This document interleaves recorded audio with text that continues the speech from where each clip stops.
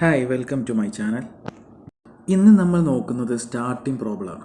Car സ്റ്റാർട്ടാവാത്ത അവസ്ഥ രണ്ട് രീതിയിലുണ്ടാവും. ഒന്ന്, കീ കൊടുക്കുമ്പോൾ ക്രാങ്ക് ആവില്ല, ഒപ്പം ഡാഷ്ബോർഡിൽ ചിലപ്പോൾ വാർണിംഗ് ലൈറ്റുകളും കാണില്ല, ഒരു ടിക് ടിക് സൗണ്ട് മാത്രമേ ചിലപ്പോൾ കേൾക്കുള്ളൂ. രണ്ടാമത്തേത്, കീ കൊടുക്കുമ്പോൾ ക്രാങ്ക് ആകും പക്ഷേ സ്റ്റാർട്ടാവില്ല. ആദ്യത്തെ സിറ്റുവേഷൻ ആണെങ്കിൽ ആദ്യം ചെക്ക് ചെയ്യേണ്ടത് ബാറ്ററിയാണ്.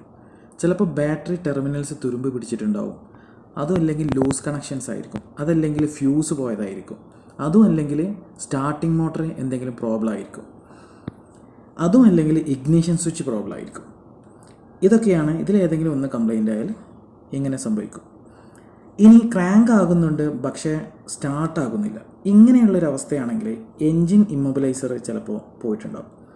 അല്ലെങ്കിൽ ബാറ്ററി ബാഡ് കണ്ടീഷൻ ആണെങ്കിൽ spark plug wires, ignition coil, fuse പോയിട്ടുണ്ടാവും, അല്ലെങ്കിൽ മെയിൻ റിലേ പോയിട്ടുണ്ടാവും, അതല്ലെങ്കിൽ ECM വയറിങ്, അല്ലെങ്കിൽ സെൻസേഴ്സ് കംപ്ലൈൻ്റ് ആയിട്ടുണ്ടാവും. അതായത് മാപ്പ് sensor, crank sensor, cam sensor, ഇങ്ങനെയൊക്കെ.